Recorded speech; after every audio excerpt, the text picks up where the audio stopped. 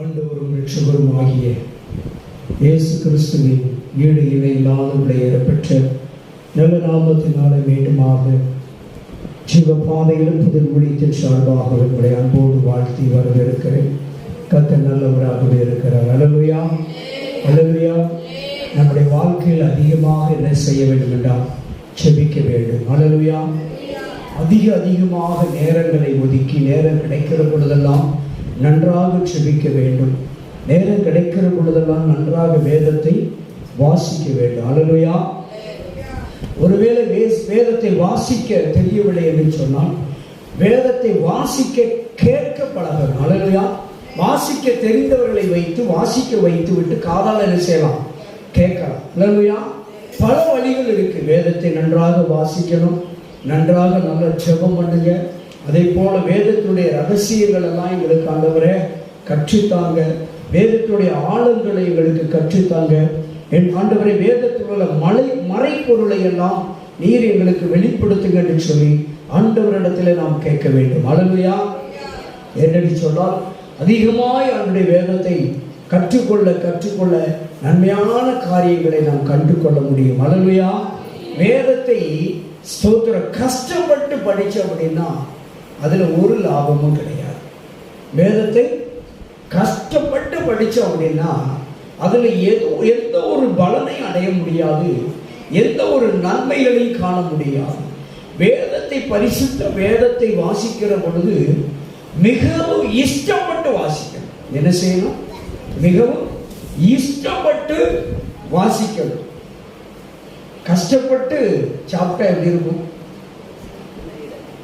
நல்லா இருக்குமா? நல்லா இருக்க அப்படிதானே? ஆனா அதை இஷ்டப்பட்டு சாப்பிட்டு பாருங்க, மகிமையா இருக்கும், சந்தோஷமா இருக்கும், மகிழ்ச்சியா இருக்கும், பூரிப்பா இருக்கும். அதே போலதான் இந்த பரிசுத்த வேதத்தை எப்பொழுதுமே மிகவும் இஷ்டப்பட்டு படிக்கும். அல்லேலூயா. 2 வசனம் படித்தாலும் சரி, 2 அதிகாரம் படித்தாலும் சரி, 20 அதிகாரம் படித்தாலும் சரி, எவ்வளவு படித்தாலும் நேசித்து வாசிக்க வேண்டும். இஷ்டப்பட்டு வேதத்தை வாசிக்கணும். அல்லேலூயா. ஏதோ அழுத்தங்கள் கொடுக்கிறார்கள், அப்பா அம்மா அழுத்தம் கொடுக்கிறாங்க, ஊழியக்காரர் அழுத்தம் கொடுக்கிறார் என்பதற்காக கஷ்டப்பட்டு வேதத்தை என்ன செய்யக்கூடாது? வாசிக்க கூடாது. அப்படியே நீங்க வாசித்தாலும் கூட அதனுடைய பலனை பெற்றுக்கொள்ள முடியாது. அதனுடைய பலனை பெற்றுக்கொள்ள வேண்டும் என்றால் நீங்களும் நானும் இஷ்டப்பட்டு வேதத்தை வாசிக்கணும். அல்லேலூயா. ஒருத்தர் சொல்லி கொடுத்து படி படி படி என்று சொல்லுவதை விட தானாக படிக்கிற பிள்ளைகளை பாருங்க, நல்ல மார்க் எடுக்கும். பார்த்திருக்கீங்களா?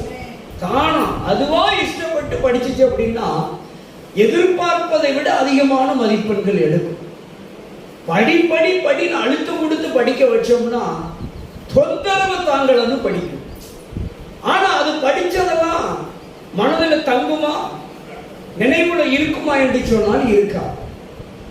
நம்ம நினைப்போம், நம்ம பிள்ளைய அழுத்தம் கொடுத்து பிரஷர் கொடுத்து படிக்க வச்சுட்டோம், மார்க் லிஸ்ட் வரையில நிறைய மார்க் வரும் நினைச்சு எதிர்பார்ப்போம். ஒரு மார்க்கும் வராது. அல்லேலூயா. பிள்ளைகள் எந்த பிள்ளைகளா இருந்தாலும் யாரா இருந்தாலும் அந்த பிள்ளைகள் இஷ்டப்பட்டு படிக்கணும். அது எந்த பாடமா இருந்தாலும் அந்த பிள்ளைகள் இஷ்டப்பட்டு செஞ்சாதான் அதுல என்னது நல்லது இருக்கும். அல்லேலூயா.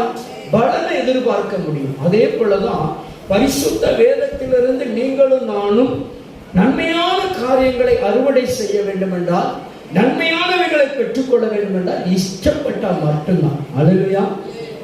ஏன்னா நாங்களாம் இந்த இடத்துல நான் நிற்கிறேன் அப்படின்னா யாருடைய பிரஷர்னால, யாருடைய அழுத்தத்தினால, யாருடைய துரத்தினால நான் படிச்சு வேதத்தை படிச்சு படிச்சு படிச்சு இந்த அளவுக்கு வரல. இஷ்டப்பட்டு வேதத்தை அதிகமா நேசிக்க ஆரம்பிச்சோம். வேதத்தை அதிகமா நேசித்து நேசித்து நேசித்து வாசித்து அதிகமான காரியங்களை ஆவியானவரிடத்துல கேட்டு கேட்டு கேட்டு கேட்டு பெற்றுக்கொண்டதுனாலதான் இந்த இடத்துல போதிக்கிற இடத்துல நிற்கிறேன். அல்லேலூயா. போதிக்கிற இடத்துல இந்த இடத்துல நான் நிற்பதற்கு காரணம் வேதத்தை நான் அதிகமாய் நேசிக்கிறேன். இன்னும் அதிகமாய் நான் நேசிக்கிறேன். வேதத்தை வாசிக்கிற பொழுது யாரா இருந்தாலும் சரி, என் பிள்ளைகளா இருந்தாலும் சரி, நானா இருந்தாலும் சரி அதை இஷ்டப்பட்டு நான் படிக்கணும். அதை இஷ்டம் இல்லாம நான் படிச்சேன், எல்லாரும் என்னை தப்பா நினைப்பாங்க, நான் படிக்கலைன்னா என்னைய வேற மாதிரி கேலி பண்ணுவாங்க, கிண்டல் பண்ணுவாங்க என்பதற்காக நான் படிச்சேன் அப்படின்னா உங்களையும் வேணா திருப்திப்படுத்திக்கலாம், கர்த்தரை ஒரு நாள் நான் திருப்திப்படுத்த முடியாது. அப்ப நான் வேதத்தை என்ன செய்யணும்? இஷ்டப்பட்டு முழு மனதோடு வாசிக்க வேண்டும். அல்லேலூயா. முழு மனதோடு நான் இஷ்டப்பட்டு நான் வேதத்தை திறந்து வாசித்தேன் அப்படின்னா ஒரு வசனம் வாசித்தா கூட அந்த ஒரு வசனம் என்னை ஆசீர்வதிக்கும். அந்த ஒரு வசனம் எனக்கு ஆசீர்வாதத்தை அளவில்லாதபடிக்கு ஊற்றும். அந்த ஒரு வசனம் என் கூட பேசும். அல்லேலூயா. அந்த ஒரு வசனம் உங்க கூட பேசும். நான் நிறைய பேரை பார்த்துருக்கிறேன், எனக்கு தெரிந்த நல்ல நண்பர்கள் உண்டு, நிறைய பேர் பார்த்துருக்கிறேன். நான் ஊழியத்துக்கு வருவதற்கு முன்பும் சரி, ஊழியத்தில் இருக்கிற பொழுதும் சரி, சிலர் பிரசங்கம் பண்ணையில பார்த்துருக்கீங்களா? நிறைய வசனம் எடுப்பாங்க, பார்த்துருக்கீங்களா? பைபிள்ல இருந்து நூற்றுக்கணக்கான வசனத்தை எடுத்து கொடுப்பாங்க. ஆனா யாரையாவது அசைச்சிருக்கா? யோசிக்க வைத்திருக்கிறார். அந்த நூற்றுக்கணக்கான வசனத்தை எடுத்து நீ வாசி, எடுத்தவங்க வாசிங்க, எடுத்தவங்க வாசிங்கன்னு சொல்லி உங்களை விரட்டிக்கிட்டே இருந்தோம் அப்படின்னா கொடுக்கப்பட்ட ஒரு மணி நேரத்துல வாசிக்கத்தான் யாரும் இருக்கும். நான் என்ன சொல்ல வந்தேங்கிறது அங்க தெரியாது, நான் எதுக்கு வந்து இங்க நின்னுங்கிறது உங்களுக்கு தெரியாது, நான் என்னத்தை கொண்டு வந்து உங்கள்கிட்ட கொடுக்க வந்தேங்கிறதும் தெரியாம போயிடும். ஏன்னா உங்களுக்கு வாசிக்கிறதுலே நேரம் போயிடும், கொடுக்கப்பட்ட நேரம் வாசிக்கிறதுலையும் போயிடும். அல்லேலூயா. அப்ப நான் சொல்ல வந்த கருத்து என்ன? நான் எதற்காக அழைக்கப்பட்டிருக்கிறேன், தேவன் எதற்காக இந்த இடத்துல என்னை கொண்டு வந்து இன்றைக்கு நிறுத்தி இருக்கிறார் என்பதை உணர்ந்துதான் நான் எந்த சபையில பிரசங்கத்துக்கு போனாலும் அதை நினைவு கூர்ந்துதான் பேசுவேன். ஒன்று அல்ல, அதிகபட்சம் 5, இன்னும் அதிகபட்சம் 10 வசனத்துக்குள்ள அதை நானே பேசிடுவேன். 1-2 வசனத்தை தான் மக்களை வாசிக்க விடுவேன். ஏன்னா அவங்களுக்கு புரியுற மாதிரி நான் பிரசங்கம் பண்ணணும். பவுல் சொல்றீங்க, தீத்துக்கு சொன்னார், உபதேசம் எப்படி பண்ணு? ஆரோக்கியமா பண்ணு, ஆரோக்கியமா செய்து கொடுக்கணும். செய்தி வந்து உங்களுக்கு புரியுற மாதிரி இருக்கும். புரிகிற மாதிரி நான் இப்ப சொன்னா, நம்ம வீட்டுல பிள்ளைகளுக்கு சாப்பாடு ஆக்குறோம், சும்மா கண்ணை பொத்திக்கிட்டு மிளகா பொடி அள்ளி போடுங்க பார்ப்போம். கண்ணை பொத்திக்கிட்டு போடுவீங்களா? குத்து மதிப்பில் அள்ளி போடுவீங்களா? மிளகா பொடி, சரி மிளகா பொடியை வேண்டாம், உப்பு அள்ளி குப்புற கொட்டுங்க, சாப்பிடுவோமா? அதுக்கு ஒரு அளவு இருக்குல்ல, டேஸ்ட் கொடுக்கிறதுக்குன்னு ஒரு அளவு இருக்கு, அப்படிதானே? அதை ஏற்றுக்கொள்வதற்கு, அதை அங்கீகரித்துக் கொள்வதற்குன்னு ஒரு அளவீடு இருக்குது. அல்லேலூயா. அப்போ ஆண்டவர் அதே போலதான் ஆண்டவருடைய வேத வசனத்தை உங்களுக்கு சொல்லிக் கொடுக்கிற பொழுது, உங்களுக்கு போதிக்கிற பொழுது, பிரசங்கிக்கிற பொழுது புரிகிற வண்ணமாக பிரசங்கம் பண்ண வேண்டும் என்று எனக்கு ஆண்டவர் கற்றுக் கொடுத்திருக்கிறார். 100 வசனம் எடுக்கிறது பெரிய மேட்டரே கிடையாது, சரிங்களா? அதுக்கு ரிலேட்டடா உட்கார்ந்து வீட்டில் உட்கார்ந்து ஒரு மணி நேரம் உட்கார்ந்து நான் வேதத்தை புரட்டி கிருபை அப்படின்னா 100 கிருபை படைக்கலாம், அப்படிதானே? பைபிள்ல எங்கெங்கெல்லாம் கிருபை வருதோ அந்த கிருபையை கூட பிறக்கி எழுதிட்டு வந்துடலாம். அன்பு, கண்ணீர், கவலை, பயப்படாத அப்படிங்கிற தலைப்புல எடுத்துட்டு வரணும்னா ஒரு பேப்பர்ல பைபிளை புரட்டி உட்கார்ந்துட்டு என்ன செய்யலாம்? ஒத்த வரி வாக்கியம் இருக்கு, பைபிள் இருக்கு, சரிங்களா? இப்படி நிறைய காரியங்கள், விளக்க உரைகள் இருக்கு, எத்தனையோ புத்தகங்கள் இருக்கு. அதுல இருந்து புரட்டி எடுத்து நிறைய கொண்டு வந்துடலாம்.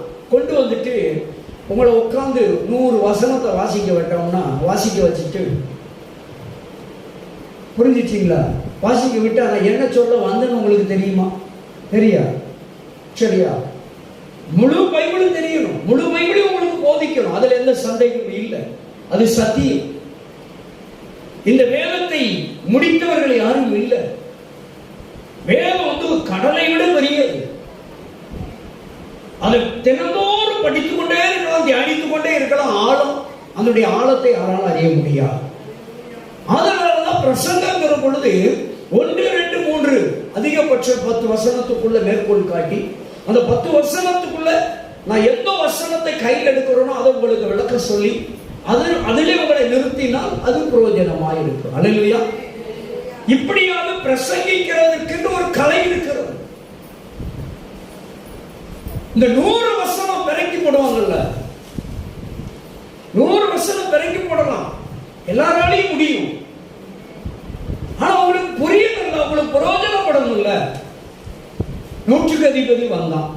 எதுக்கு வந்தான் சொல்லுங்க? 100க்கு அதிபதி இயேசுவை தேடி வந்தான்ல. அவன் வேலைக்காரனுக்கு என்ன ஆயிடுச்சு? உடல் நலம் சரியில்லை. ஏசப்பாவை தேடி வந்தான். வந்து என்ன சொன்னான்? ஆண்டவரே, என் வேலைக்காரனுக்கு ஒரு மணி நேரம் பிரசங்கம் பண்ணும், 1 மணி நேரம் உடைய வார்த்தையை சொல்லும் சொன்னானா? இல்ல. என்னத்த சொன்னான்? ஒரே ஒரு வார்த்தை. எத்தனை வார்த்தை? ஒரே வார்த்தை அனுப்பாண்டவரே. அந்த ஒரு வார்த்தையை பிள்ளைங்க செஞ்சிரும், குணமாக்கிறோம். ஒரு வார்த்தை போதுங்க. அந்த ஒரு வார்த்தையை பல மணி நேரம் பேசலாம். ஒரு வார்த்தையை எடுத்து எத்தனை மணி நேரம் பேச விலைக்கு கொடுங்க, அது நல்லா இருக்கும். அல்லேலூயா. சாம்பார்னா எத்தனை சாம்பார் இருக்கு சொல்லுங்க. பொம்பளையில இருந்து சொல்ல முடியல. ஒரு 4-5 அடுக்குங்க. ஒரு 5 சாம்பார் சொல்லுங்க. முருங்கைக்காய் சாம்பார், முள்ளங்கி சாம்பார், சுரைக்காய் சாம்பார், சவு சாம்பார். முக்கியமான சாம்பார் எல்லாம் விட்டாச்சு. சாம்பார்ல பட்டியல் இருக்குல்ல. அப்ப சாம்பார் எடுத்தா அந்த சாம்பார் குறித்து எத்தனை இருக்கு? அல்லேலூயா. அந்த சாம்பாரை பட்டியல் பண்றீங்க. முருங்கைக்காய் சாம்பார், என்ன சாம்பார் நான் மறந்துட்டேன். பல சாம்பார சொல்லிட்டீங்க. இத்தனை சாம்பாரையும் சொல்லி எம்மா சாம்பார் வையின்னு சொல்லிட்டு போனா நம்ம பிள்ளை என்ன செய்வான்? புஷ்பலதா, எந்த சாம்பார் வைக்க? கத்திரிக்காய் சாம்பார் வைக்கவா? சிறுபருப்பு சாம்பார் வைக்கவா? கடலை பருப்பு சாம்பார் வைக்கணுமா? துவரம் பருப்புல சாம்பார் வைக்கணுமா? எந்த பருப்புல சாம்பார் வைக்கணும்? பட்டாணி பருப்புல சாம்பார் வைக்கணுமா? எந்த பருப்புல சாம்பார் வைக்கணும் அப்படின்னு குழம்பிடுவல்ல. அப்ப அவளை கூப்பிட்டு, எம்மாங்க வா, சாம்பார் வைக்கணும், சிறு பருப்பு வாங்கிக்க, நல்ல மனமா இருக்கும். 2 தக்காளி வாங்கிக்கோ. மகள் ஜபா கிட்ட போய் ஒரு முருங்கைக்காய் வாங்கிக்கோ. என்ன எல்லாம் வாங்கிக்கோ, அடுப்பை பத்த வைக்க மாட்டோம். அல்லேலூயா. அப்போ தெளிவா சொல்லி கொடுத்துட்டா நாளைக்கு காலையில சிறுபருப்பு சாம்பார தெளிவா நம்ம பிள்ளை என்ன செஞ்சிருவான்? வச்சிருவா. அவட்ட போய் 100 சாம்பார் அடிக்கி விட்டுட்டு சாம்பாரை வைக்கணும்னா அவளுக்கு சாம்பார் வைக்க தெரியாது. அப்படிதானே? அப்போ அந்த சிறுபருப்பு சாம்பார் அப்படின்னா அந்த சிறுபருப்பு சாம்பாருடைய டீட்டெயிலை மட்டும் சொல்லி கொடுத்துட்டா, சாம்பார்ல நிறைய சாம்பார் இருக்கு. இடி சாம்பார்,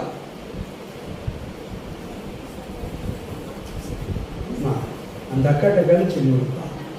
அல்லேலூயா. நிறைய சாம்பார் இருக்குல்ல.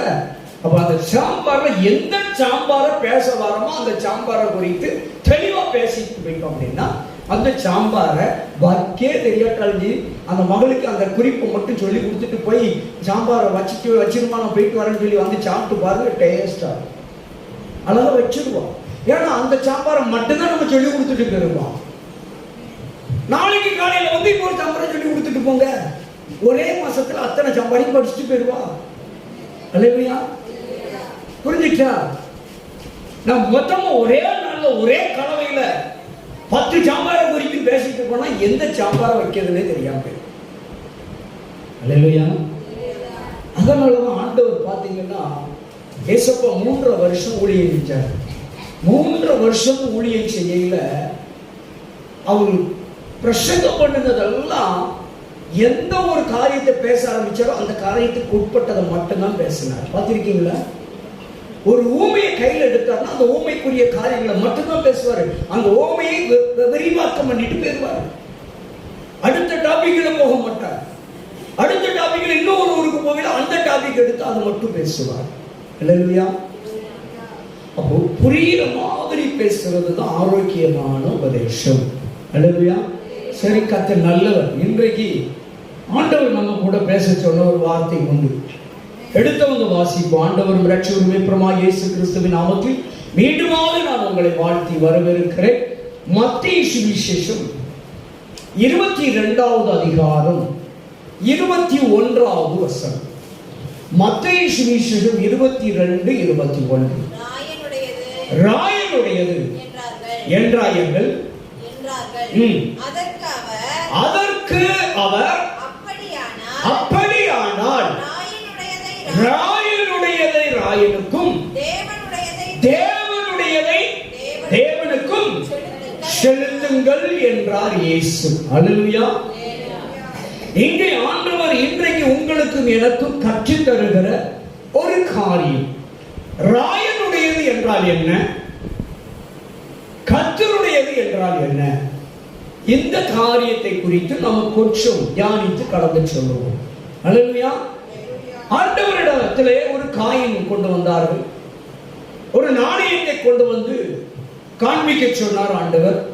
அந்த நாணயத்தில் ஒரு புறத்திலே ராயனுடைய சொரூபமும் இன்னொரு புறத்தில் என்ன இருந்தது, அவனுடைய அங்கீகாரத்துக்குரியது இருக்கிறது. சரியா? அந்த நாணயத்தில் என்ன பொறிக்கப்பட்டு இருக்கிறது என்பதை கொடுத்தார், காண்பித்தார்கள். அப்ப ஆண்டவர் சொன்னார், ராயனுடையதை ராயனுக்கும் தேவனுடையதை தேவனுக்கும் கொடுங்கள் என்று சொல்லி ஆண்டவர் அங்கே சுட்டி காட்டுவதை நாம் பார்க்கிறோம். ராயன் என்றால் என்ன, தேவனுடையது என்றால் என்ன என்ற ஒரு கேள்வியோடு இன்றைக்கு நாம் அந்த செய்திக்குள்ளே போவோம். அல்லேலூயா. ராயன் என்றால் என்ன, அந்த கேள்வி உங்கள்கிட்ட கேட்பேன். சொல்லுங்க. ராயன் என்றால், ராயன் என்றால் உலகம். சரியா? ராயன் என்றால் உலகத்தை குறிக்கிறது. செத்து போன ராயன் இல்லை. இயேசு கிறிஸ்து காலத்தில் இருந்தாரே ராயன், அவர் இல்லை. ராயனுடைய ராயனுக்கும் என்று சொன்ன அந்த ராயனை குறித்து நமக்கு ஆண்டவர் 2000 ஆண்டுகளுக்கு முன்பு எழுதி வச்சாரு. அது அன்றைக்கு அவர்களிடத்தில் அந்த ராயனை குறித்து பேசினார். இன்றைக்கு ஆண்டவர் ராயனை நமக்கு எதற்கு ஒப்பிடுகிறார் என்று சொன்னால் உலகத்துக்கு ஒப்பிடுகிறார். இன்றைக்கு அதை ராயனாக பார்க்கக்கூடாது, உலகம். அல்லேலூயா.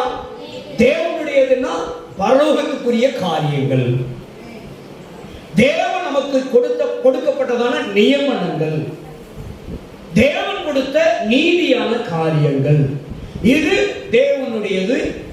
ராயனுடையது என்று ஆண்டவர் வேறுபடுத்தி கொடுக்கிறார். அப்படி என்று சொன்னால் உலகம் தேவன். சுருக்கமா ஒரு வார்த்தையில உங்களால் சொல்ல முடியுமா? சொல்லுங்க பாப்போம். சுருக்கமா சொல்லுங்க. தேவன் தேவனுடையது, உலகத்துக்கு ராயனுக்குரியது. ஒரே ஒரு வார்த்தையில பைபிள்ல இருந்து எடுத்து வாசி சொல்ல முடியுமா உங்களால? டப்புன்னு கண்ணு மூடி சொல்லணுங்க. சொல்லுங்க பார்ப்போம். அதுக்கு உதாரணம் சரியா இருக்கணும். ஒரே வார்த்தையில் சொல்லணும். ஆதியாகமத்திலிருந்து வெளிப்படுத்தல் வரைக்கும் எழுதப்பட்டிருக்கு. அல்லேலூயா. சொல்ல முடியலையா? சொல்ல முடியுமா? புரிஞ்சுச்சா? அதான் இஷ்டப்பட்டு படிக்கணும். புரிஞ்சுச்சா? கஷ்டப்பட்டு படிச்சதுனாலதான் 100 சாம்பாரை சொல்லிட்டு போனா ஒரு சாம்பார் வைக்க தெரியாது. புரிஞ்சுச்சா? அப்ப நான் கஷ்டப்பட்டு படிச்சதுனால படிச்சேன், கஷ்டப்பட்டு கேட்டேன்.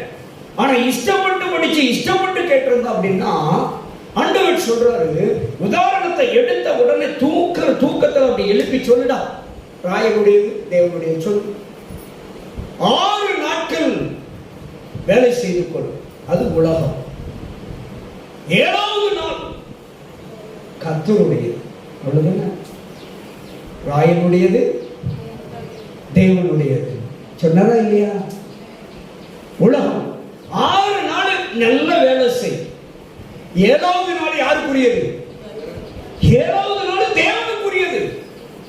7ஆம் நாள் தேவனுக்கு செலுத்த வேண்டியவைகள் எல்லாம் செலுத்தணும். சடக்குன்னு சொன்னோன்னே அந்த அதான் ரிலேட்டடா எடுக்கணும் அப்படிங்கிறது. சரியா அதற்கு சமமா அதற்கு சரியான பொருத்தமான ஒரு காரியமா டக்குன்னு சொல்லுது அப்படின்னு சொல்லணும். அதான் சொல்றல ராயன் அப்படின்னா உலகம், தேவனுடையது அப்படின்னா மறுமைக்குரிய காரியம், தேவன் நமக்கு நியமித்து கொடுத்த வேத சத்தியத்தின் காரியங்கள். அப்போ தேவனுக்கு கொடுக்க வேண்டிய கணத்தை தேவனுக்கு கொடுக்கணும், உலகத்துக்கு கொடுக்க வேண்டிய குணத்தை உலகத்துக்கு கொடுக்கணும். அல்லேலூயா. அப்ப தேவனுக்கு கொடுக்க வேண்டிய நேரத்தை தேவனுக்கு கொடுக்கணுமா வேண்டாமா? கொடுக்கணுமா வேண்டாமா? ஒரு நாளைக்கு எத்தனை மணி நேரம்? 24 மணி நேரம். அப்படிதானே? மல்கியா 3:10 என்ன சொல்லுது? என்னுடைய ஆலயத்தில் ஆகாரம் உண்டாயிருக்க இருக்கும்படி என்னத்தெல்லாம் கொண்டு வரணுமா? தசம பாகங்களை எல்லாம் எங்க கொண்டு போய்? பண்டகசாலை. போதும். என்ன கேட்கிறாரு? தசம பாகம். தசம பாகங்களை எல்லாம் இங்கே நல்லா கவனிக்கணும். நான் அடிக்கடி பிள்ளைகள் பைபிள் ஸ்டடியில் கேட்டிருக்கீங்க, சரியா? இந்த வசனத்தை கொஞ்சம் அதில் என்ன டக்குன்னு ஒரு ஆழம் மறைஞ்சிருக்கு தெரியுமா? மறுபடியும் வாசியுமா? அது நல்ல வாசி.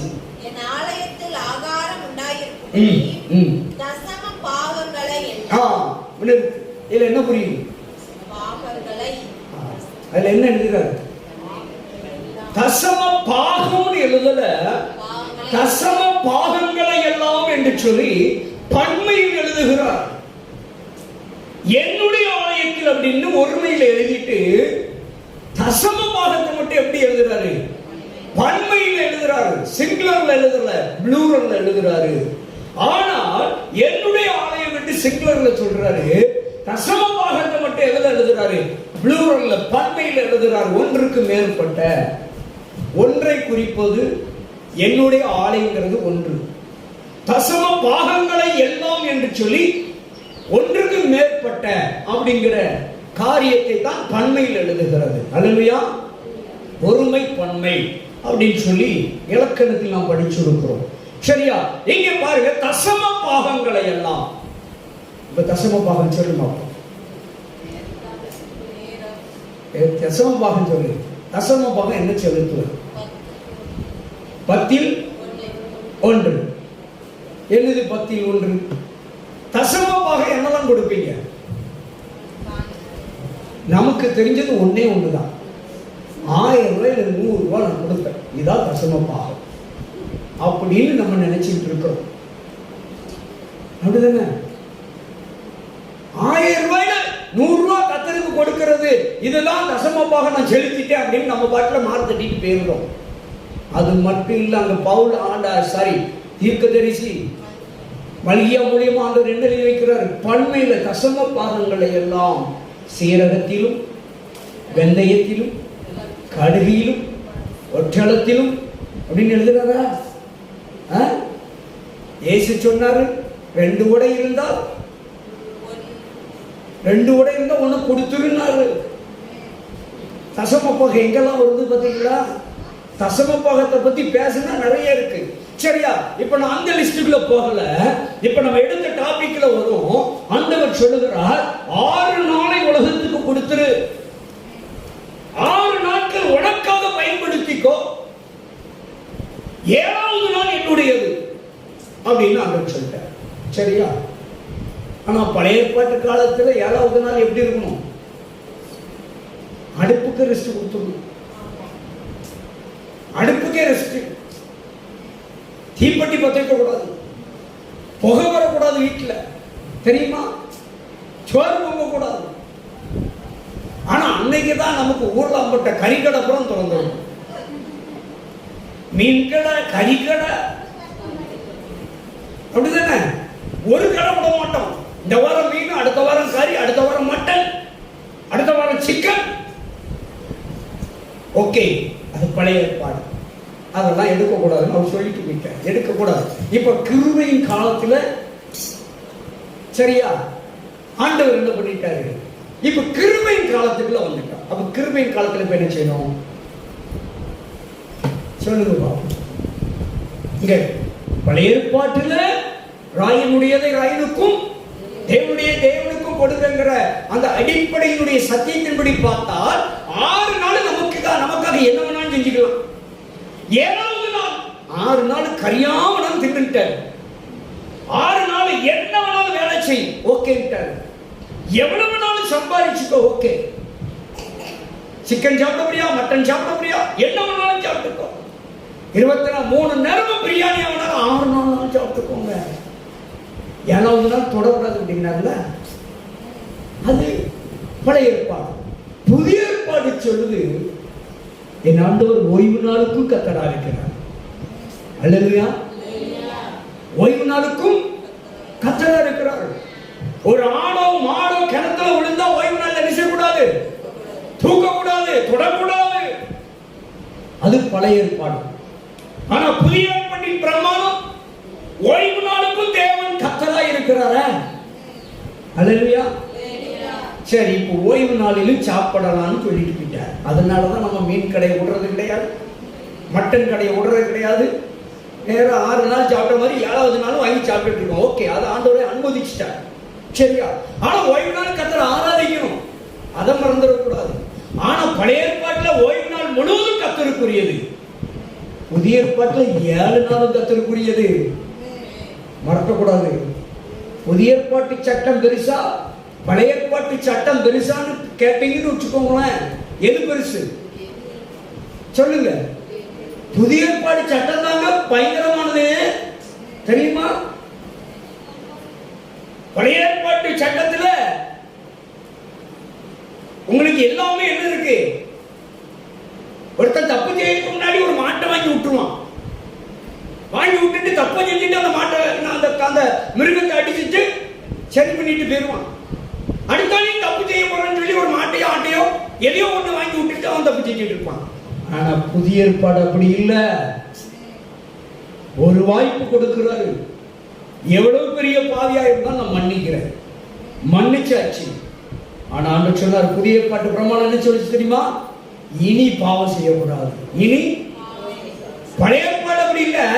நீ எத்தனை முறை பாவம் செஞ்சாலும் எத்தனை முறை ஆடோ மாடோ பறவையோ வெட்டிக்கு போயிட்டே இருக்கலாம். பழைய ஏற்பாட்டு பிரமாணம் இருக்கிறவன் வாங்கி விட்டுட்டு பாவம் செய்வான், இல்லாதவன் என்ன செய்ய முடியும்? ஆனால் புதிய ஏற்பாட்டு பிரமாணம் அதை விட கடுமையானது. சொல்லுகிறது ஒரு எப்பேற்பட்ட பாவியா இருந்தாலும் மன்னிப்பு உண்டு. பழைய ஏற்பாட்டுல மன்னிக்க முடியாத, ஏற்றுக்கொள்ள முடியாத பாவம்லாம் இருக்கு. மரண தண்டனை வரைக்கும் இருக்குங்க பழைய ஏற்பாட்டுல. ஆனா புதிய ஏற்பாட்டுல அந்த பாவத்துக்கெல்லாம் இரக்கம் கொடுக்கிறாரு. அதான் கிருபை. புதிய ஏற்பாட்டுல கிருபை தேவனுடையது சொல்லுது, கிருபையினால மன்னிக்கிற. ஆனா இனி என்ன செய்யக்கூடாது? பாவம் செய்யாதங்கிறது. இந்த சட்டம் பெருசா, அந்த சட்டம் பெருசா? இதுதானே பெருசு. ஒரு முறை வாய்ப்பு கொடுத்துட்டாரு, மன்னிச்சுட்டாரு. நான் மறுபடியும் அதை போய் செஞ்சிடக்கூடாது, செய்யக்கூடாதுங்கிறது கடுமையான சட்டம். அல்லேலூயா, அல்லேலூயா. அதுக்கும் நம்மால் ஒரு வசனத்தை எடுத்துட்டு ஓடி வருவாங்க. ஆண்டவர் சொன்னார் 7 முறை அல்ல. அப்படியா? சகோதரனுக்கு மன்னிக்க சொன்னார். 7 முறை 70 முறை ஆனாலும் தப்பு செஞ்சுட்டு வா, நான் உன்னை மன்னிச்சுக்கிட்டே இருப்பேன்னு சொல்லல அவரு. உன் சகோதரன் உனக்கு விரோதமா ஏதாவது செய்தான் என்றால் 7 முறையாக 70 முறை ஆனாலும் நீ மன்னிச்சுக்கோ அப்படின்னு தான் சொல்லி கொடுத்துட்டு போனார். அப்ப நான் புதிய ஏற்பாடு சொல்லுகிறது, நான் வருவேன், சத்தியத்துக்கு வாரேன். புதிய ஏற்பாடுல தசம பாகம் என்ன? இப்போ புதிய ஏற்பாட்டுல தசம பாகம் கொடுக்கணும். சரியா? அப்போ அவர் சொல்றாரு பழைய ஏற்பாட்டுல 6 நாள் பிளஸ் அந்த 1 நாள் கர்த்தருக்கு 7வது நாள். புதிய ஏற்பாடு சொல்லுகிறது சீசர்கள் எல்லாம் ஒரு இடத்துல தூங்கி கொண்டு இருந்தாங்க. இயேசு கெத்செமனே பூங்காவிலே ஜெபித்துக் கொண்டு மறுபடியும் வந்து பார்க்கல. சீசர்கள் என்ன பண்ணிட்டு இருந்தான்? தூங்கிட்டு இருந்தான். அவனெல்லாம் தட்டி எழுப்பி என்ன சொன்னாரு? என்ன சொல்லி கொடுத்துட்டு போனாரு? டேய், 1 மணி நேரமாவது ஜெபிக்க கூடாதா? எத்தனை மணி நேரம்? 1 மணி நேரமாவது என்று ஆண்டவர் சுட்டி காட்டுறாரு. அப்படி என்று சொன்னால் மினிமம்ங்கிறாரு. மினிமம் தான். மினிமம் ஒரு நாளைக்கு 1 மணி நேரம் நீ கர்த்தருக்கு செலுத்தணும் அப்படிங்கிறார். எப்படி இருக்கு பாத்தீங்களா? இப்ப 24 மணி நேரத்துல தசமமாக எத்தனை மணி நேரம்? எத்தனை மணி நேரம்? 2.5 மணி நேரம் தசமமாக கொடுக்கணும். நம்ம 1000 ரூபாய் கிடைச்சிச்சா 100 ரூபாய் கொடுத்துட்டேன் எல்லாம் முடிஞ்சிட்டு போறோம். 24 மணி நேரத்தில் 2.5 மணி நேரம் என் ஆண்டவருக்கு நான் தசமமாக கொடுத்திருக்கிறேனா? சரியா தப்போ? சரிதானே? 2.5 மணி நேரம் தசமமாக கொடுக்குறோமா? கொடுக்க மாட்டீங்கன்னு தெரிஞ்சுதான் ஆண்டவர் அதையும் இறக்கி வந்தாரு. எப்போ? 1 மணி நேரம் ஆகும். நமக்கு அம்மி அரைக்கிறதுக்குன்னு யாரும் இல்லை, சோப்பு போடுறதுக்குன்னு யாரும் இல்லை, தண்ணியை இறைக்கிறதுக்கேன்னு யாரும் இல்லை, சோளம் முங்குறதுக்குன்னு யாரும் இல்லை. எங்க 2.5 மணி நேரம் கத்தருக்கு கொடுக்க? யோசிச்சுக்கோங்களேன். ஆண்டவர் உங்களுக்கு அற்புதமான காரியங்களை தான் இன்னைக்கு செஞ்சுட்டு இருக்காரு. என்ன தெரியுமா? 2.5 மணி நேரம் கொடுக்கறதுக்கு நிறைய வாய்ப்பு இந்த காலத்துல இருக்கிற உங்களுக்கு எனக்கும் ரொம்ப கொடுத்திருக்கிறாருங்க. தெரியுமா? ஐயா காலத்துல, அத்தை காலத்துல, அவங்க காலத்துல எல்லாம் அந்த வாய்ப்பு இல்லை. இன்னைக்கு நம்ம பிள்ளைகளுக்கு அந்த வாய்ப்பு ஆண்டவர் கொடுத்திருக்கிறாரு. அவங்க காலத்துல மாவை போட்டு இடின்னு இடிக்கணும், அப்படிதானே? விறக பறக்கிட்டு வந்து இவ்வளவு நிலத்துல ஒரு புனலை வச்சு ஊதணும், அடுப்பை பத்த வைக்கணும். அவங்களுக்கு நேரம் இல்லைன்னு சொன்னா கூட ஏத்துக்கிடலாம். இன்னைக்கு டப்பு டப்புன்னு கம்ப்யூட்டர் தட்டுற மாதிரி அடுப்புல கொண்டு வச்சுட்டு படுத்துக்கலாம். அது சோறு பொங்கணும்னு உங்களை கூப்பிடுது, எம்மா வா ஊன கூட விடுது. புரிஞ்சுட்டீங்களா? அது கூப்பிடுற வரைக்கும் நீங்க என்ன செய்யலாம்? அழகா ஆண்டவரை தேடலாம். அந்த காலத்தில் உங்க பெற்றோர்கள், நம்முடைய பெரியவர்கள் எல்லாம் கஷ்டப்பட்டு அங்க புகை வரதோ இல்லையோ கண்ணுல கண்ணீர் தான் வடிஞ்சிருக்கு. புரிஞ்சுட்டீங்களா? அப்படி கஷ்டப்பட்டு சோறு பொங்கினாங்க. இன்னைக்கு அந்த விசிலும் போயிட்டு அதை விட கொஞ்சம் அட்வான்ஸ் வந்துட்டு ஓவன் வந்துட்டு, ஓவன் வந்து இந்த சாப்பாடு எவ்வளவு நேரம் பொங்கும் அப்படின்னு சொல்லி அந்த டைமை மட்டும் செட் பண்ணிட்டா போதும். இவ வந்து ஆஃப் பண்ணவும் வேண்டாம், 100 புறம் போயிட்டு எங்கனாலும் வரலாம். உலகம் முழுவதும் சுத்திட்டு வந்தாலும் சரி, அங்க கரெக்டா 25 நிமிஷத்துல இந்த சோறு வேகும், வெந்த உடனே ஆஃப் ஆகணும் அப்படிங்கிறதுக்கு அதுக்கு தெரியும். அதே என்ன செஞ்சிடும்? ஆஃப் ஆயிடும். சோறு ரெடியா உட்காந்துருக்கும், வந்து கொட்டி திங்கதான் செய்யாது. உலகம் முழுவதும் சுத்திட்டு வந்துடலாம், ஒண்ணுமே செய்யாது. எந்த அளவுக்கு அட்வான்ஸ் ஆண்டவர் கொடுத்துட்டாரு. 2.5 மணி நேரம் கொடுக்க முடியலையே. இந்த கதையெல்லாம் ஆண்டவர்கிட்ட செல்லாது. இனிமே நான் சோறு பொங்கினேன், துணி துவைச்சேன், மசாலா அரைச்சேன். மசாலா அரைக்க மிஷினு, மாவு அரைக்க மிஷினு, சோறு பொங்க மிஷினு, துணி துவைக்க மிஷினு, எல்லாம் மிஷினு, எல்லாம் மிஷினு.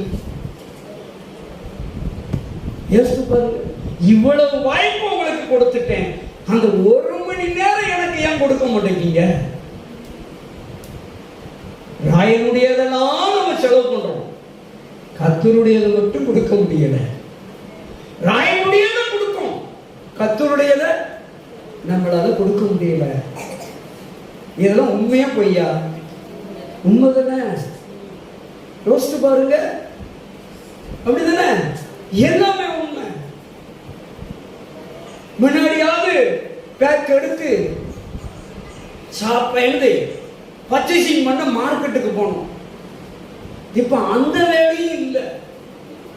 அதை விட பெரிய ஒரு சுலபமான வேலை, ரூபாயை எண்ணுத வேலை கூட இல்லை. இப்ப அதையும் சுலபமாக்கி விட்டுட்டாங்க. ரூபாய கூட என்ன வேண்டாம் ஐயா, அதையும் செல்லு போட்டுக்குள்ள வந்தான். ஜிபே, போ வா போ, ஒரு போன் பண்ண போதும் சூப்பர் மார்க்கெட்ல இருந்து வீட்டுல வந்து இறங்கிடுது. ஒரு ஸ்டெப் எடுக்காம அண்ணா ஐயா சொன்ன மாதிரி சோறு முத கொண்டு குழம்பு முத கொண்டு வந்து விழுந்திருக்கு ஆன்லைன்ல. இவ்வளவு வசதியை கத்திருந்த காலத்துல ஏற்படுத்தி கொடுத்திருக்கிறார், கிருபையின் காலத்துல. ஆனா ஒரே 1 மணி நேரம் தேவனுடையதை நம்ம என்ன செய்ய முடியல, செலுத்த முடியல. அவர் நமக்கு நிறைய வாய்ப்பு கொடுக்கிறாரு. சரி, மாவு அரைக்கிறான்னு நீ சாக்கு போக்கு சொல்லிடுவேன்னு உனக்கு மிஷினை தந்துட்டேன். மசாலா அரைக்கிறேன்னு சாக்கு போக்குன்னு சொன்ன, உனக்கு அதுக்கும் மிக்சியை தந்துவிட்டேன். அப்படிதானே? எல்லாமே வீட்டுக்குள்ள உனக்கு கொடுத்துட்ட அந்த மகளே, மகனே, ஒரு 1 மணி நேரம் நீ என்ன செய், எனக்காக செலவிடுதியா? இல்ல. அந்த காலத்துல நடந்து போனாங்க. பல மைல் தூரம் நடந்தே ஒரு காரியத்தை சாதிக்க. இன்னைக்கு நடையே இல்லாம போயிட்டு. அல்லேலூயா. கடையில இருந்து உடை வரைக்கும் வீட்டுக்குள்ள இருக்கு, வீட்டுக்குள்ள வந்துருக்கு. அவ்வளவு அருமையா ஆண்டவர் அட்வான்ஸா அந்த கிருபையின் காலத்துல நமக்கு கொடுத்துட்டாரு. ஆனா நம்மளால 1 மணி நேரத்தை ஆண்டவருக்கு என்ன செய்ய முடியல, கொடுக்க முடியல. ராயனுடையதுக்கெல்லாம் கொடுக்கிறோம், தேவனுடையது கேள்வியாகவே உட்கார்ந்து கொண்டு இருக்கிறது. நேரத்தை கர்த்தருக்கு கொடுக்க முடியல, அது தேவனுடையது. ஜெபத்துக்கு நேரம் கொடுக்க முடியல, அது தேவனுடையது. வேதம் வாசிக்கிறது தேவனுடையது. அல்லேலூயா. ராயனுடையது என்னது? சாப்பிடுறது, தூங்குறது, டிவி பார்க்கிறது. அல்லேலூயா. கல்யாண வீட்டுக்கு, சடங்கு வீட்டுக்கு, விருந்து வீட்டுக்கு, மருந்து வீட்டுக்கு, எல்லா வீட்டுக்கும் போறது ராயனுடையது. வேலை பார்க்கறது, சம்பாதிக்கிறது, சொத்து சாக்கிறது எல்லாமே ராயனுடையது. ஆனா தேவனுடையது ஜெபம் பண்றது, வேத வாசிக்கிறது, தேவ சமூகத்துல காத்திருக்கிறது, தேவாலயத்துக்கு வர்றது, இதுதான் தேவனுடையது. அல்லேலூயா. அப்ப தேவனுடையதை தேவனுக்கு கொடுங்கள், ராயனுடையதை ராயனுக்கு கொடுங்கள். ஆண்டவர் எவ்வளவு அருமையான நம்மளுக்கு கொடுத்திருக்கிறார் பதிலா, அதை அவ்வளவு அருமையா ஆண்டவர் கொடுத்திருக்கிறார். இன்னைக்கு நம்மளால என்ன செய்ய முடியல, அந்த 1 மணி நேரத்தை ஆண்டவருக்கு நம்மளால கொடுக்க முடியல. கொடுங்க, கொடுத்து பாருங்க. 1 மணி நேரம், அந்த 1 மணி நேரத்தையும் நம்ம ஒரே நேரத்தில் கொடுப்போமா? அதுக்கும் ஆப்ஷன் ஆண்டவர் வச்சிருக்கிறாரு. அந்த 1 மணி நேரத்துக்கு கூட உங்களுக்கு வாய்ப்பு வச்சிருக்கிறாரு, பிரிச்சு கொடுக்கிறாரு. அது வேதம் தான் உங்களுக்கு எனக்கு கத்து கொடுக்குது. ஆண்டவர் 1 மணி நேரமாவது கொடுப்பா. ஒரு நாளைக்கு 24 மணி நேரத்துக்கு 2.5 மணி நேரம் தசம பாவம், அதுவும் என்னால கொடுக்க முடியல. சரி, 1 மணி நேரமாவது கொடுத்து தொலை அப்படின்னு சொல்லிட்டு அந்த 1 மணி நேரத்தையும் ஒன்னார முழுமையா கொடுக்க முடியலையா? அதுக்கு நான் உனக்கு ஒரு வாய்ப்பு தரேன். அந்தி சந்தி மதியம் எப்படி பிரிச்சு கொடுக்குறாரு பார்த்தீங்களா? அல்லேலூயா. அந்த 1 மணி நேரத்தை நீ பிரிச்சுனாலும் கையாண்டு போ அப்படின்ட்டார். அதுக்கு கூட வழி இல்லை. இன்னைக்கு வேத வாசிக்கலாம் மகளே, இல்லையே நேரம் இல்லை. 24 மணி நேரம் வேலை செய்யக்கூடிய அளவுக்கு அவங்களுக்கு நேரம் போயிடுச்சு. 1 மணி நேரம் ஆண்டவருக்கு வேத வாசி, ஒரு 10 நிமிஷம் வேத வாக்கிய கூட நேரம் இல்லை. அவ்வளவு நேரத்தை உழைப்பு. நீ வேத வாசியா, எம்மா வேத வாசியா, பைபிள் வாசியா, திருவசனம் படிச்சுட்டு வந்தியா? ஐயோ நேரம் இல்லையே, நேரம் இல்லையே சொல்லவே கூடாது. நேரம் இல்லைன்னு சொல்லக்கூடாது. 24 மணி நேரம் கணக்கு கொடுக்கணும் ஆண்டவர்ட்ட. நேரம் 24 மணி நேரம் தந்திருக்கிறாரு. அதுலயும் 12 மணி நேரம் தூங்கி கிடக்கிறதுக்கு தந்திருக்கிறாரு. எத்தனை மணி நேரம்? 12 மணி நேரம் நமக்கு தூங்குறதுக்கு கொடுத்திருக்கிறாரு. கிருபை. 12 மணி நேரம், அதுல 8 மணி நேரம் கவர்மெண்ட் நிர்ணயம் பண்ணி இருக்கு. 8 மணி நேரம் டியூட்டி. 8 மணி நேரம் டியூட்டி போக மீதி எத்தனை மணி நேரம் இருக்கு? 4 மணி நேரம் இருக்கு. அந்த 4 மணி நேரத்துல 3 மணி நேரம் சாப்பிட்டு கழிச்சுக்குவோம். அதுல 1 மணி நேரம் விடுவோமா? முண்ட மயக்கம் தொண்டனுக்கு உண்டுன்னு சொல்லி அந்த 1 மணி நேரத்தில் அதுல கழிச்சுட்டு போயிருது. எப்படியெல்லாம் நேரத்தை நம்ம கால்குலேட் பண்ணி கரெக்டா ப்ரோக்ராம் செட்டிங்ஸ் பண்ணி வச்சிருக்கோம் பார்த்தீங்களா? அப்ப நேரம் உண்மையிலே இல்லதான். ஆண்டவர்கிட்ட கேட்கணும், ஆண்டவர் நீ ஒரு நாளைக்கு 36 மணி நேரம் வச்சிருந்துருவோம், நீர் தப்பு பண்ணிட்டேன். 24 மணி நேரம் வச்சு அதுல 12 மணி நேரம் தூங்க, ராத்திரி இருட்டாகிட்டு 12 மணி நேரம் நான் பகல் 8 மணி நேரம் வேலை பார்க்கணும். 4 மணி நேரம் தான் இருக்கு. அந்த 4 மணி நேரத்துல 3 நேரம் சாப்பாட்டுக்கு வேற வயிற்றுல அந்த டைம் வச்சுக்கிட்டே 3 நேரம் சாப்பாடு வச்சுட்டாங்களா? அதுல ஒரு 3 நேரம் எங்களுக்கு பேரு, மீதி 1 மணி நேரம் தான். அந்த 1 மணி நேரம் சாப்பிட்டோன்னு சும்மா விடுதா? அந்த சரீரம் ஓய்வு கேட்கு. எனக்கு எங்கேயா நேரம் இருக்கு? நீ அப்ப என்ன செஞ்சிருக்கணும்? 1 மணி நேரம் கேட்டேங்களா? அப்போ ஒரு நாளைக்கு 25 மணி நேரமாவது நீ தந்திருக்கணும்னு யாரையே திருப்புவோம் நம்ம? சொல்லுங்க. ஆண்டவரே ஒரு திருப்பிக்கிட்டு இருப்போம். இன்னைக்கு நிலைமை அப்படிதான் போயிட்டு இருக்கு. அல்லேலூயா. 1 மணி நேரமாவது கத்தருக்குரியதை கத்தர் கொடுப்போமே. அல்லேலூயா. 1 மணி நேரம் கத்தருக்கு. அதான் நான் அதிகம் சொல்லுவேன், இஷ்டப்பட்டு வேதத்தை வாசிங்க, இஷ்டத்தோடு ஜெபம் பண்ணுங்க, இஷ்டப்படாம கஷ்டப்படாம. சரியா? நம்ம வாழ்க்கையில நன்மையை பெறணும் அப்படின்னா தீவிர உழைப்பு இருக்கணும். உழைப்பாளிக்கு சோம்பேறிக்கு என்ன வித்தியாசம் சொல்லணும்? உழைப்பாளிட்ட சுறுசுறுப்பு உள்ளவன்ட்டு ஐஸ்வர்யம் சேரும், சோம்பேறிட்ட செக்களவு கொண்டு இருந்தாலும் சோம்பேறி செருக்கி தின்னுட்டே கழிச்சுட்டு போயிடுவான். அப்படிதானே சொல்லுவாங்க. செக்களவு கொண்டு இருந்தாலும் செருக்கிட்டுனா எம்மாத்திரம் எண்பத்து அப்படின்னா ஒரு நாள் கரைஞ்சிரும்ல. அதுக்கப்புறம் மறுபடியும் எங்க போவ? அப்புறம் அவன் உழைக்கத்தான் போகணும். அதுக்குள்ள அவனுக்கு தள்ளாடிடும், முடிஞ்சு போச்சு. சரி, நீ தான் செருக்கி தின்னுட்டு போயிட்ட, கடைசியில யார தெருவில் விட்டுட்டு போயிட்ட? உன் சந்ததியை தெருவில் விட்டுட்டு போயிட்ட. அப்படி ஆயிருக்கு நிலைமை. அப்போ ஆண்டவர் அதான் சொல்றாரு, ஒரு மணி நேரம் நல்ல ஆண்டவர்கிட்ட உற்சாகமா கத்தரை துதிச்சா கத்தரை தேடுகிறவர்களுக்கு என்ன கிடைக்காது? சங்கீதம் 34:10 சொல்லுகிறது, சிங்க குட்டிகள் தாழ்ச்சியடைந்து பட்டினியாய் கிடக்கும், கத்தரை தேடுகிறவர்களுக்கு ஒரு நன்மையும் குறைபடாது. கத்தரை தேடி பாருங்க, எல்லா நன்மைகளும் கட்டிச்சு. அப்ப கத்தருக்கு கொடுக்க வேண்டியதை கத்தருக்கு கொடுத்துடணும், உலகத்துக்கு கொடுக்க வேண்டியதை உலகத்துக்கு கொடுத்துருங்க. உங்களை யாரும் இந்த மசாலா அரைக்க வேண்டாம்னு சொல்லல, நீர்தனையா சொன்னீரு. அதனாலதான் நான் இன்னைக்கு உங்களுக்கு வெறிச்சு ஒரு தாரன்றப்படாது நிலமும் ஆகிடும். என்ன அப்படிதானே? அந்த கதையாயிடக்கூடாது. ஏன் கிளப்பு மாடி ஏன் நிலம பரிதாபம் ஆயிடும். அல்லையா? அப்ப பாருங்க, எல்லாமே பண்ணுங்க, வேண்டான்னு சொல்லல. சோறு போடுங்க, நல்ல சோறு பொங்குங்க, நல்ல குழம்பு வைங்க, எல்லாமே செய்யுங்க. ஆனாலும் அந்த வேலையோட வேலையா இஷ்டத்தோட பைபிள் வாசிங்க, இஷ்டத்தோட ஜெபம் பண்ணுங்க. உங்க பிள்ளைகளுக்காக, உங்க சந்ததிக்காக தானே ஜெபம் பண்ண சொன்னாரு. ஆண்டவர் சொன்னார்களா? யாருக்காக அழ சொன்னாரு? நீங்க எல்லாரும் யாருக்காக அழுதாங்க? சீசர்களெல்லாம் எல்லாரும் ஏசப்பா சிலுவை சுமந்துட்டு போவேல, அவரை சிலுவையில அடிக்க கொண்டு போவேல, ஓட ஒப்பாரி வச்சு அழுதாங்க. ஏசப்பா பார்த்து அவங்கள பார்த்து என்ன சொன்னாரு? எனக்காக நீங்கள் அழ வேண்டாம், உங்களுக்காகவும் உங்க பிள்ளைகளுக்காகவும் ஆண்டவர் சொன்னாரு. அப்ப நம்ம என்ன பண்ணணும்? நம்ம அந்த ஒரு மணி நேரமாவது நமக்காகவும் நம்ம பிள்ளைகளுக்காகவாவது அழலாமே. அழலையா? நம்ம பிள்ளைகளுக்கு நம்ம பிள்ளைகளுக்காக நம்ம தரப்புல நின்று பார்த்தோம் அப்படின்னா பிள்ளைகள் ஆசீர்வாதமா இருப்பாங்க. ஜெபம் பண்ணுங்க, உங்க பிள்ளைகளுக்காக ஜெபம் பண்ணுங்க. முதல்ல உங்களுக்காக, உங்க பிள்ளைகளுக்காக ஜெபம் பண்ணுங்க. ஆண்டவரே, நான் ஒரு மணி நேரத்தை உங்களுக்கு கொடுக்க ஆண்டவரே, நான் இன்னைக்கு காலையில வேலை வாசிக்கலப்பா, இப்ப நான் ஏதாவது ஒரு கேப்ல உட்கார்ந்து நான் வேதத்தை வாசிக்க ஆண்டவரே, காலையில எனக்கு நேரம் இல்லை ஆண்டவரே,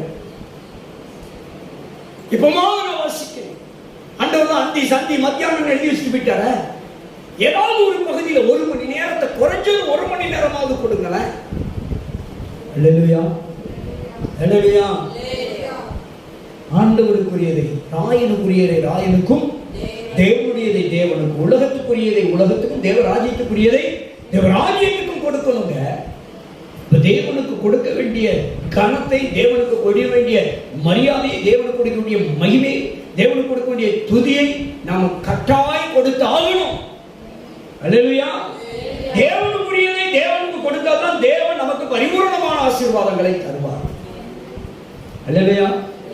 தேவன் பரிபூரணமான ஆசீர்வாதங்களை தராமல் இருக்கிறார்னா நம்ம தேவனுக்கு கொடுக்கக்கூடியதை கொடுக்கல. ஏங்க வேலை செஞ்சாலும் கூலி கொடுப்பாங்க சொல்லுங்களேன். ஒரு கம்பெனிக்கு வேலைக்கு போறோம், எங்க போனாலும் வேலை செய்யாம,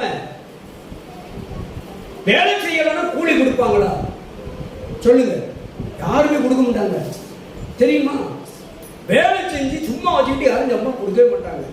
வேலை செய்யாம கூலி கிடையாது. அதே போலதான் என் தேவனுக்கு செலுத்த வேண்டியதை நான் செலுத்தினா தேவன் அதற்குரிய பலனை எனக்கு தந்தே தான் தீர்வார்.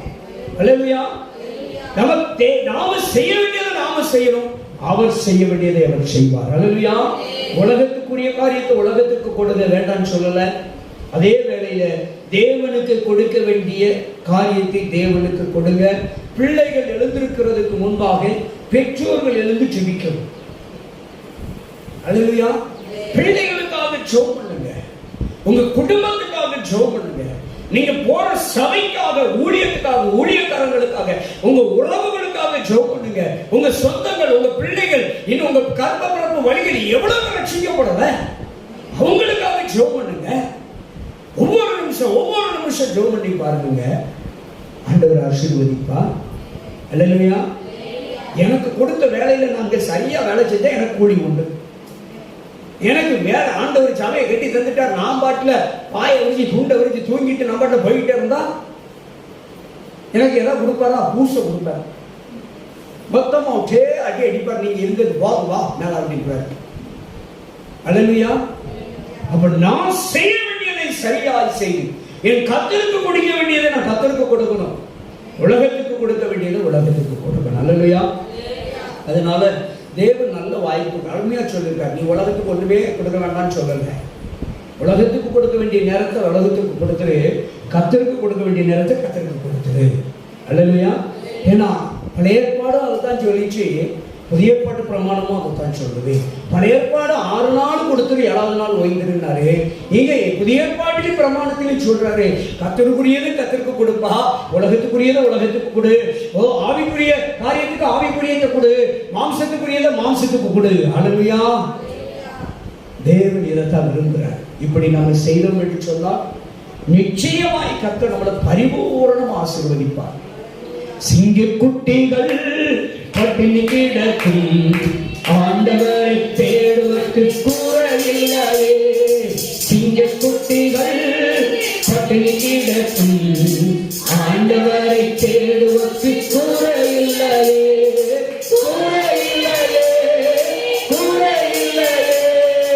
ஆண்டவரை தேடுவதற்கு கூறவில்லையே.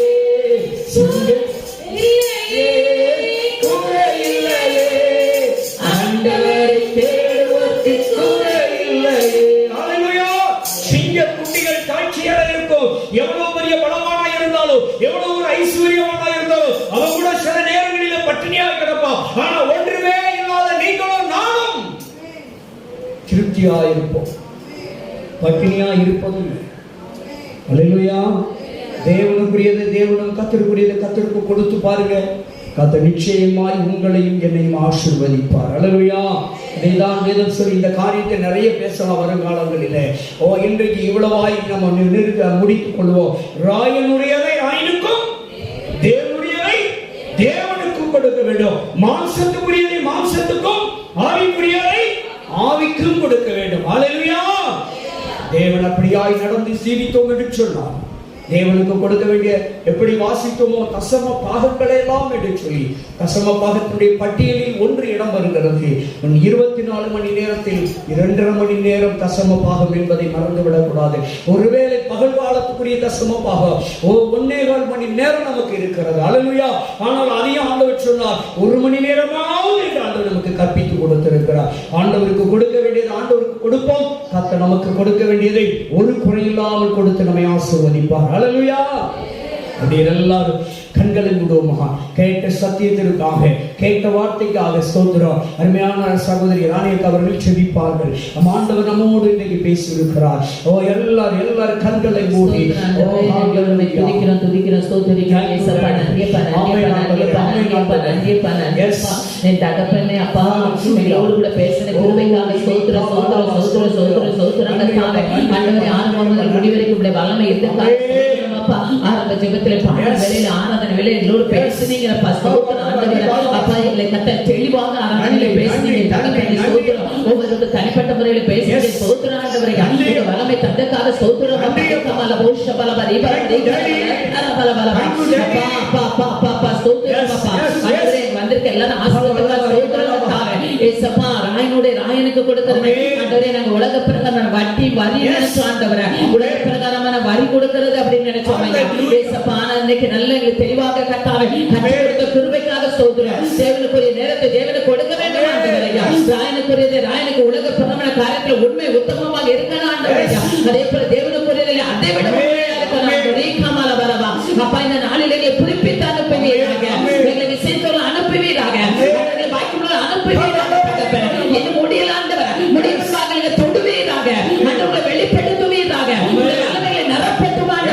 அப்ப வந்து ஒருவரை விடாதீங்க, கூட்டுக்குள்ள மறைத்து கொள்ளுங்க தகப்பன். உங்களுடைய பரிசுத்த சங்கலிக்குள்ள மூடிக்கொள்ளுங்க தகப்பன். தீபாவளி சந்தர பலவதி கர பலபலவா. அப்பா ஆமாப்பா ஆமாப்பா ஆமாப்பா ஸ்தோத்திரம் ஐயா.